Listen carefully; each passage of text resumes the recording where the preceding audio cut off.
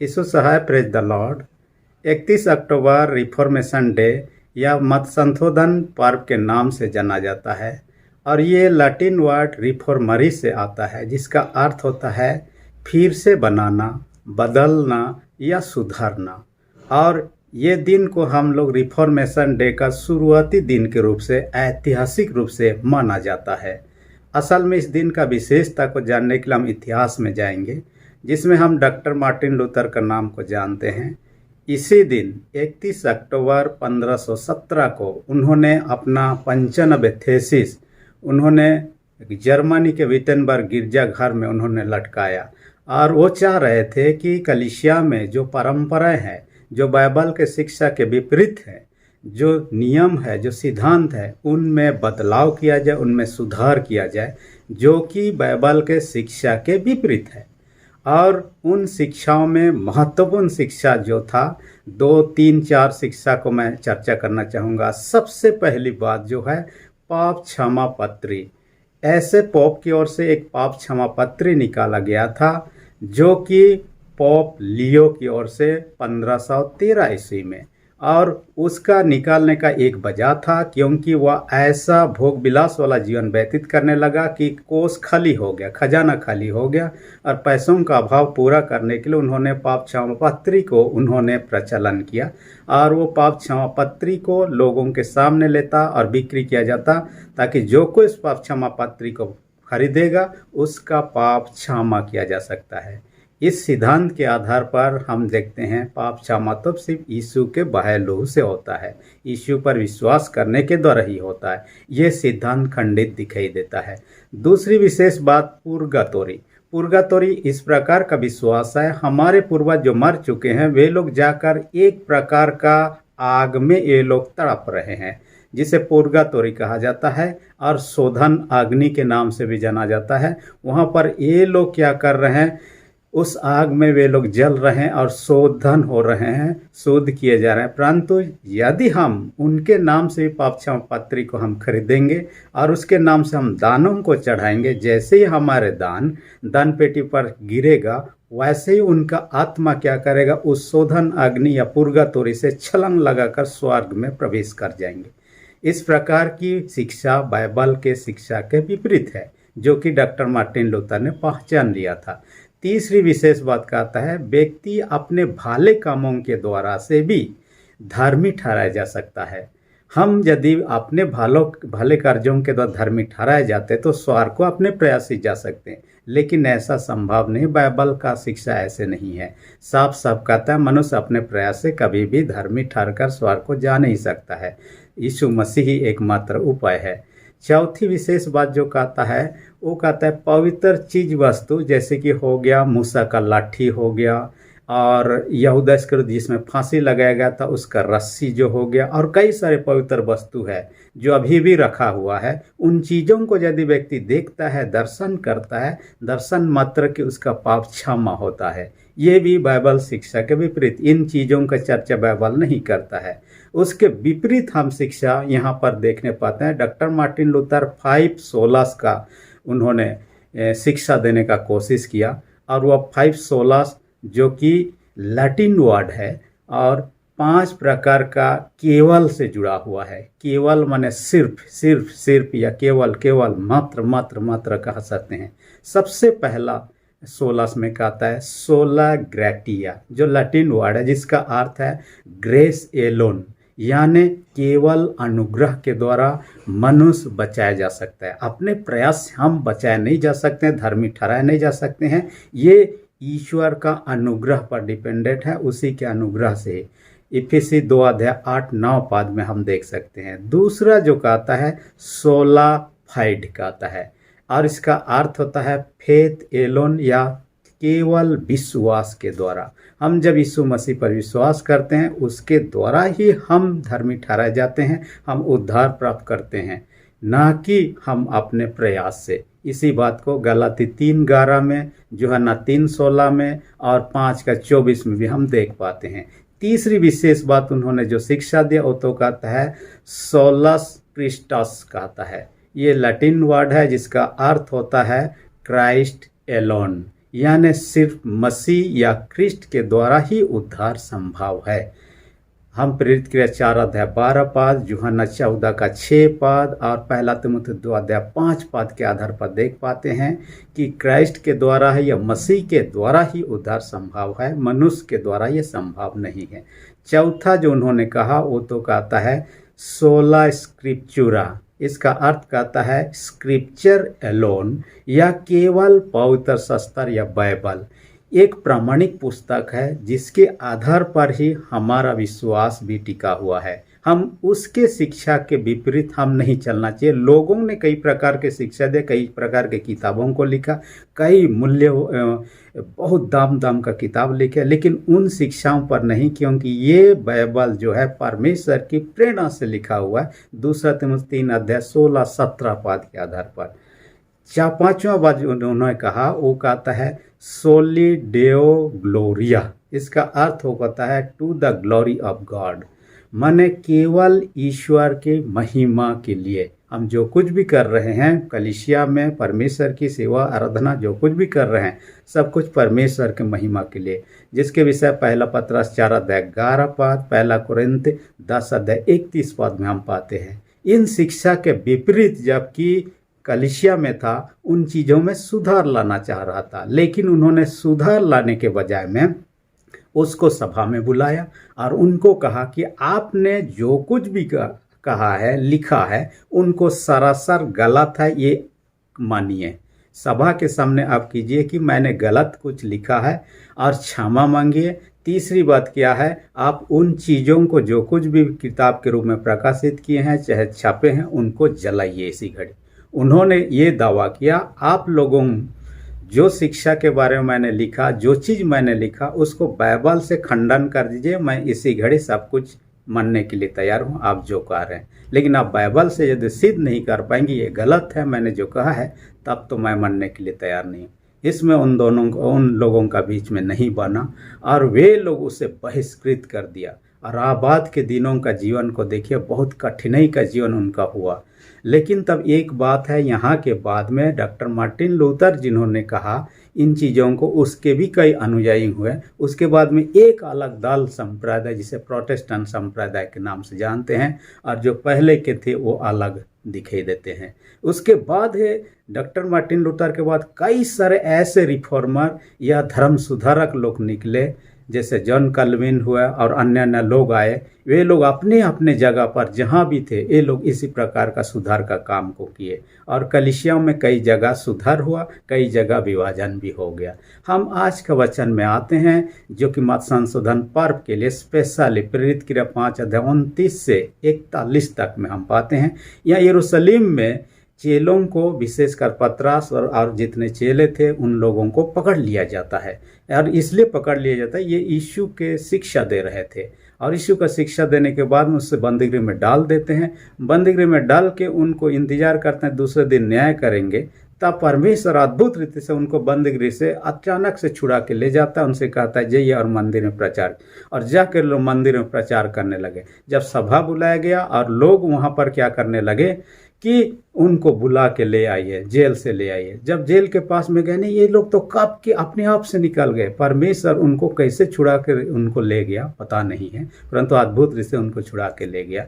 और उनको बता दिया गया वो तो मंदिर में प्रचार कर लो। उनको पकड़ के लाया गया और उनसे कहा गया आप लोगों से चेतावनी दे दिए थे कि यीशु के नाम से फिर प्रचार न करना, और तुम क्या करना, चुपचाप रहना, नहीं तो मारे जाओगे।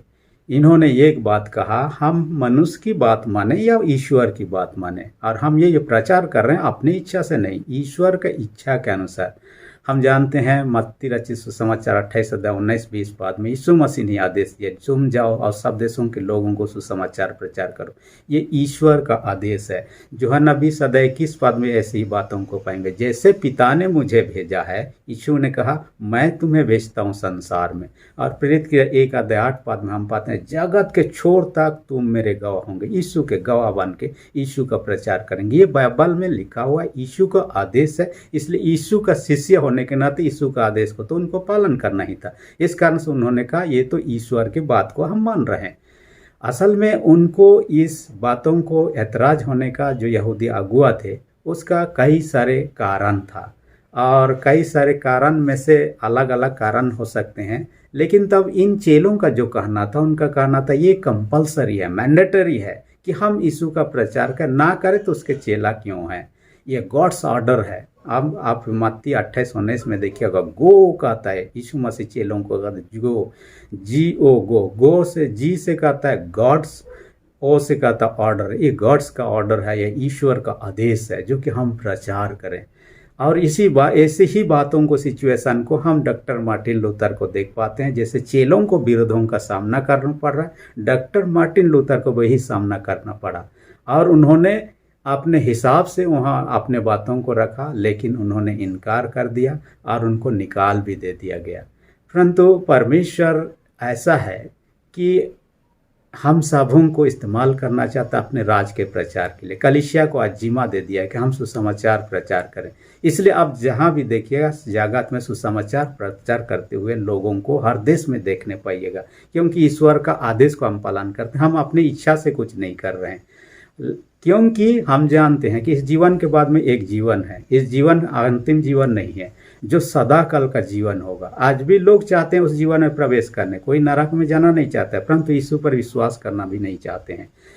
देखिएगा, आज भी अमरता को प्राप्त करने के लिए, वो जीवन जो स्वर्ग में मिलने वाला, इसी जीवन में प्राप्त करने के लिए कई लोग कोशिश में लगे हो। वैज्ञानिक लोग कैसे व्यक्ति अमर हो सकता है, कभी ना मरे, ऐसे चीज़ों को आविष्कार करने में लगे हुए।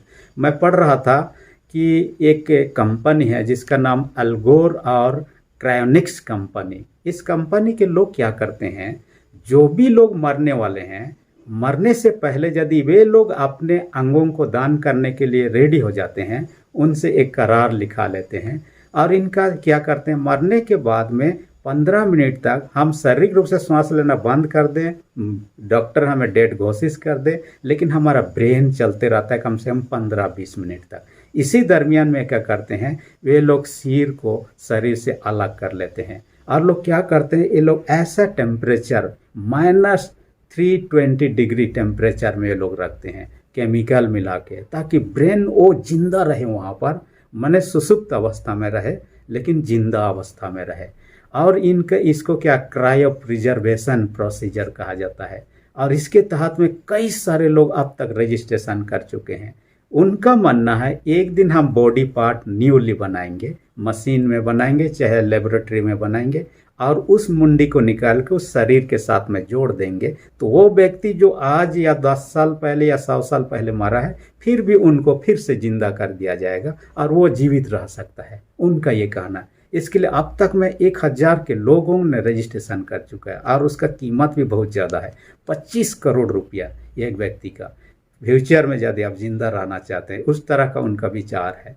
ये तो लोगों का प्रयास है, परंतु परमेश्वर के पास अद्भुत योजना है। हम सिर्फ यीशु मसीह पर विश्वास करते हैं तो एक अनंत काल तक कभी ना खत्म होने वाला सुखमय जीवन में हम प्रवेश कर पाएंगे, जो कि इस जीवन से परे हैं। और इसी बात की प्रचार चेलों ने किया। इसी बात के विषय में डॉक्टर मार्टिन लूथर ने समझाने का कोशिश की, यीशु के द्वारा ही वो जीवन मिल सकता है।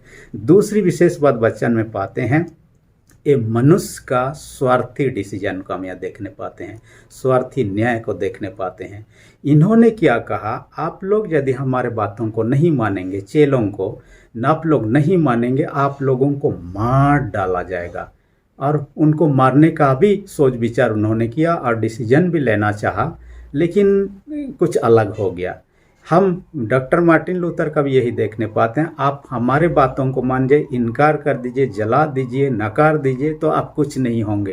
परंतु उन्होंने कहा सच्चाई तो सच्चाई है और हम उससे हट नहीं सकते हैं। चेलों ने भी वही कहा, हम यीशु मसीह के आज्ञाओं को मानने के बजाय कि आप लोगों का बातों को माने, ईश्वर के बातों से ज़्यादा लोगों का बातों को महत्व देना उन्होंने नहीं समझा, और ऐसा ही हुआ। हम प्रारंभिक मसीही जीवन को देखते हैं, ऐसे ही बातों को देखने लोग मरने तक को तैयार हो जाते थे मसीह के लिए, परंतु यीशु मसीह को इनकार करना नहीं चाहा। इसलिए कि मत्ती 10:28 में कहता है, जो शरीर को घात करते हैं परंतु आत्मा को नहीं, उससे मत डरो, परंतु उसी से डरो जो आत्मा और शरीर दोनों को नरक में डाल सकता है, उनसे डरना चाहिए। इस कारण से आप देखिएगा, पिलातुस जो यीशु को क्रूस काट में लटकाया था, उसके जीवन से एक घटना को हम देखने पाते हैं। और जब पहला बार उधर का हाकिम होके आया, तब क्या किया, उन्होंने अपना बड़ा सा पोस्टर बना दिया, फोटो बना दिया, पोस्टर बना के सैनिकों को सारे तरफ में घुमाने के लिए कहा दिया और लोगों से कहिए सब कोई ईश्वर के सामने जैसे झुकते हैं, दंडवत करते हैं, उसको प्रणाम करें, उसको आदर दें। तब कुछ लोग जो यहूदी थे उन्होंने कहा हम ऐसा नहीं कर सकते हैं, क्योंकि हमारे शिक्षा के विपरीत है। ईश्वर को ही, एक सच्चा ईश्वर है, उसी को ही मानना है। कोई ऐसे फोटो चीज़ों को जो एक राजा का होगा, एक राज्यपाल का होगा, एक हाकिम का होगा, उसके सामने हम झुके उपासना करें, ये तो सही बात नहीं है। उन्होंने विरोध किया, तब उनसे बातचीत किया तो ये लोग नहीं माने। तब उनको बातचीत के लिए एक ग्राउंड में बुला लिया, एक स्टेडियम में बुला लिया, और जहाँ चारों तरफ गेट सबको बंद कर दिया गया और उसके सैनिक लोगों को आदेश दे दिया, पूरे चारों ओर फैल गए और सैनिक लोग तलवार हाथ में ले लिए और उन यहूदियों से कहा आप लोग कहिए, आप मेरे फोटो के सामने झुकने वाले हैं कि नहीं, ईश्वर के समान पूजने वाले हो कि नहीं, नहीं तो तुम इसी घड़ी सब के सब मारे जाओगे। उन्होंने सिर झुका दिया और कहा आप हमें मार सकते हैं, परंतु आपके सामने, आपके फोटो के सामने झुककर ईश्वर नहीं मान सकते हैं। और उन्होंने ऐसा किया तो चकित हो गया पिलातुस, और उन्होंने उनको मारने का जो प्लान था कैंसल कर दिया। हजारों हजार लोगों को यदि मार डालता, रोमी सम्राट जो था रोम में, उनको पता चलता तो इनको राजगद्दी से हटा देता। वो अपने पद का डर था, इस कारण से वो ऐसा बड़ा कदम उठाना नहीं चाहा और उनको अपने चीज़ों को, अपने बातों को वापस लेना पड़ा। बाइबल कहता है यशायाह 41:10, मत डर, मैं तेरे संग हूँ, इधर उधर मत तक, मैं तेरा परमेश्वर हूँ। ये लोग अंत तक विश्वास में दृढ़ रहे। कई बातों को हम पाएंगे, वर्तमान परिस्थिति ऐसे ही दिखाई दे रहा है। अब यीशु मसीह के बारे में प्रचार करने कई प्रकार के विरोधों का सामना जगह जगह पर, देश देश पर होते हुए दिखाई पाएंगे। कई लोगों को मारा भी जा रहा है। मत्ती 24 अध्याय में यीशु मसीह ने पहले ही कह दिया, मत्ती 24 का नाव पात को देखिएगा, लोग पकड़ेंगे, कई लोगों को तड़ना देंगे, कई लोगों को मार भी डालेंगे। ये यीशु मसीह पहले ही कह चुका था। इसे उस बात को होते हुए हम देखने पाते हैं। अंतिम दिन से पहले ये सब होना तय था। लेकिन 13 पद में कहता है, 12 और 13, अधर्म के बढ़ने से बहुतों का प्रेम ठंडा हो जाएगा, परंतु जो अंत तक धीरज धरे रहेगा उसी का उद्धार होगा। अंत तक अविश्वास में रहेंगे, अंत तक दृढ़ रहेंगे, धीरज धरे रहेंगे, विश्वास में रहेंगे, उसी का उद्धार होगा। हमें ऐसे परिस्थिति में विश्वास में दृढ़ स्थिर रहना, कितने भी चुनौतियों का सामना क्यों ना करना। तीसरी विशेष बात हम यहाँ देखने पाते हैं, संकट के घड़ी में एक सहायक को हम देखने पाते हैं। चेलों का जीवन में एक अद्भुत सहायक जो संकट के समय में था, और वो था गमलीएल। यीशु के शिष्यों को मार डालने का उन्होंने तय कर चुका था, इनको मार देंगे और ख़त्म कर देंगे। तब उस सभा में, जो स्नेड्रिन सभा, जो सबसे बड़ी सभा होता है यहूदियों का, और उस सभा में ये गमलीएल भी था, जो एक फरीसी था, एक गुरु था और बहुत विद्वान व्यक्ति था। यहाँ तक कि पौलुस प्रेरित के बारे में हम जानते हैं, उसी का शिष्य था, गमलीएल का शिष्य था, उसका स्टूडेंट था। और कहा जाता है कि उसका प्रभाव इतना था कि काफ़ी सारे लोग उनके अनुयायी थे, उनके फैन थे। और उन्होंने कहा, पवित्र आत्मा ने उनको अगुवाई दिया होगा, और पवित्र आत्मा के अगुवाई के उन्होंने कहा, इन व्यक्तियों के साथ जो कुछ करना चाहते हो सोच समझ के करो। उन्होंने 2 उदाहरण दिए। यदि उन्होंने इस बात का उदाहरण दिया, यदि ये लोग ईश्वर की ओर से कर रहे हैं, हम मनुष्य होकर उसे मिटा नहीं सकते हैं। यदि ये मनुष्य की ओर से किया जा रहा है, ये ऑटोमेटिकली अपने आप से ख़त्म हो जाएगा, क्योंकि संसार और उनके अभिलाषाएं नष्ट हो जाएंगे। बाइबल हमें कहता है, पहला यूहन्ना की पत्री में कहता है। तो उसी बात को उन्होंने दोहराना चाहा। तो उन्होंने उदाहरण दिया थ्यूदस का। थ्यूदस एक ऐसा विद्रोही व्यक्ति था जो कि सरकार के विरोध में विद्रोह किया, और उसके अनुयायी लोग 400 के करीब थे, और ये चाहता था विद्रोह करके जीत हासिल करे और सत्ता को ही पालट कर दे, और एक दिन कम से कम वो महान व्यक्ति बन सकता है। तो इस कारण से 400 आदमी उसके पीछे हो लिए, परंतु समय आया, मारा गया, और उसके जो अनुयायी थे तितर बितर हो गए। दूसरा उदाहरण उन्होंने क्या दिया, यहूदा के बारे में। यहूदा के बारे में जो कि टैक्स का विरोध किया, जो कि यीशु के समय में हम देखते हैं, जो सब मरियम को नाम लिखाने के लिए जाते हुए, असल में टैक्स लोगों के ऊपर में बैठाना था, इसलिए नाम लिखाई हर 14 साल में होना था, इसलिए वे लोग उन्हीं के पास जाते हैं नाम लिखाने के लिए। लेकिन इन टैक्स का इन्होंने, यहूदा ने विरोध किया। कहा जाता है यहूदा गलौ नीतिश नाम का प्रदेश का रहने वाला था। उसका गांव शहर का नाम था गमला नगर का रहने वाला था, ऐसा कहा जाता है। और वो इस टैक्स का विरोध किया, माने पूरा शासन प्रशासन का विरोध ही कर दिया, माने राजद्रोह का काम किया। इस कारण से उससे मारा गया। और उसके साथ जो सांगी लोग थे, ये लोग तितर बितर हो।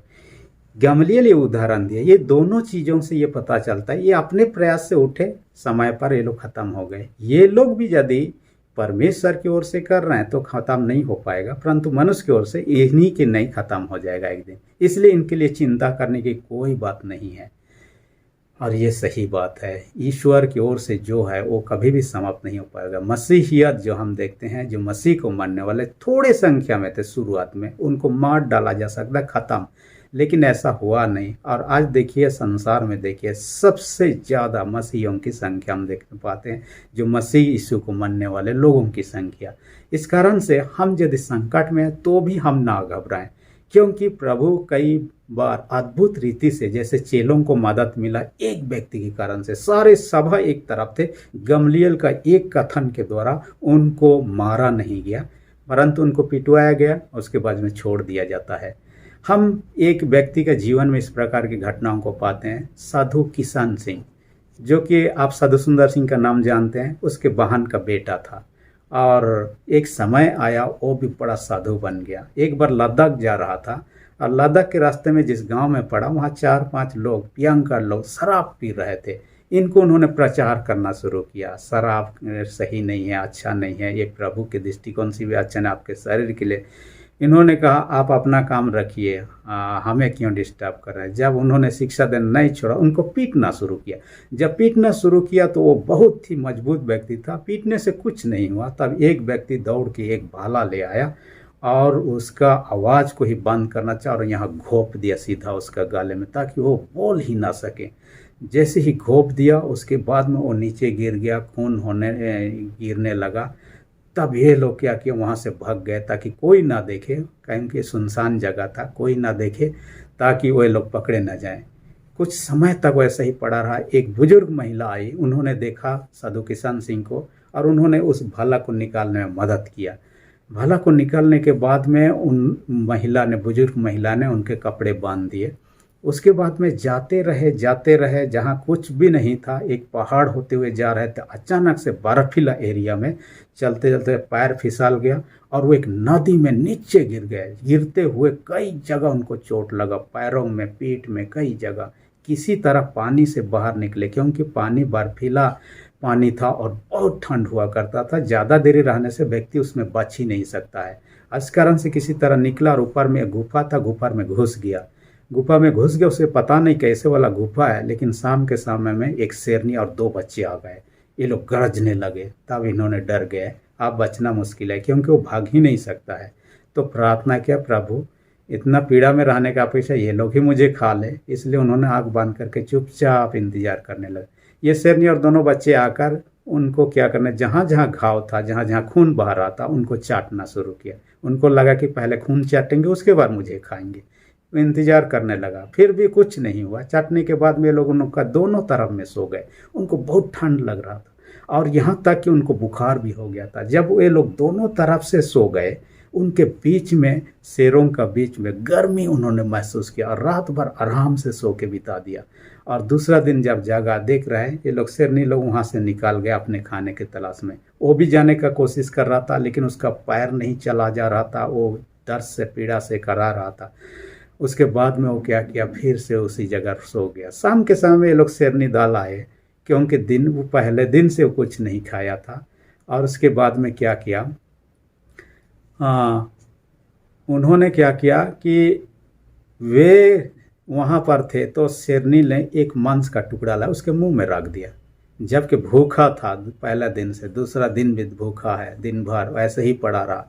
उन्होंने मांस का टुकड़ा रखा तो प्रभु को धन्यवाद दिया, इनको तूने किया। जैसे एलिया को परमेश्वर ने, कौवा को निर्देश दिया कि उनके पास रोटी पहुंचाए, वैसे ही परमेश्वर ने शायद इन शेरों को निर्देश दिया ताकि उनका भूखा हालत में ऐसे ना मरे। और उसके निमित्त उन्होंने एक मांस का टुकड़ा लाया और उनको जो चबा के खाया और उस दिन सो गया। दूसरा दिन जब हो गया, वो शेरनी से बात करना शुरू कर दिया। उनसे कहा मुझे बहुत प्यास लग रहा है, कहाँ पानी मिल सकता है।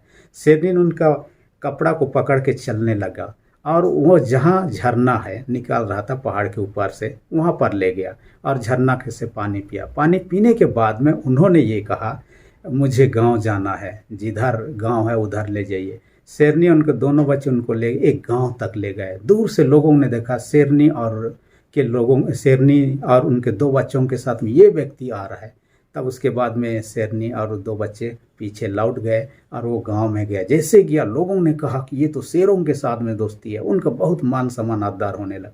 देखिए एक बात को यहाँ कहना चाह रहा हूँ, वो मरने के कगार पर था। यदि शेरनी और दो बच्चे यदि उनको मदद नहीं करते, हो सकता उनका जीवन खत्म हो जाता। लेकिन मरने के कगार पर भी परमेश्वर ने ऐसा व्यवस्था किया। कोई इंसान नहीं था, एक जानवर के माध्यम से उनके जीवन को बचाने का प्रयत्न किया। उनको ठंड था जिससे वो मर सकता था, उनको गर्मी पहुंचाया। उनको भूखा था, उनके लिए खाना खिलाया। उनको प्यासा था, झरना के पास ले गए। मैंने उनके लिए हर संभव प्रयत्न किया। प्रभु अपने प्रियजनों को, जिनके जीवन के द्वारा बड़े बड़े काम करना चाहता है, जिनके जीवन के द्वारा और सर्विसेज कामों कर अद्भुत तरीके से बचाता है। इसलिए हमें प्रभु पर विश्वास करना चाहिए, अंत तक विश्वास क्या। इसलिए प्रकाशित वाक्य 2:10 में कहता है, प्राण देने तक विश्वासी रहा तो मैं तुझे जीवन का मुकुट दूंगा जो स्वर्ग में मिलने वाला है। आपको मुझे भी उस पर विश्वास अंत तक बने रहना है, जैसे कि डॉक्टर मार्टिन लूथर बने रहा, जैसे कि यीशु के चेले बने रहे। आपको मुझे भी बने रहना है। परमेश्वर वचन का अधिक से आशीष दे, आमीन। अब तक आपने मेरे चैनल का सब्सक्राइब नहीं किया, इसी घड़ी रेड बटन जो सब्सक्राइब लिखा हुआ प्रेस कर दीजिए। जो बेल आइकन निकले उसके भी प्रेस करके ऑल पर सेट कर दीजिए, ताकि मंगलवार, बीफे और शनिवार को जो वीडियो आते हैं उनका नोटिफिकेशन आपको समय पर मिल सके। धन्यवाद।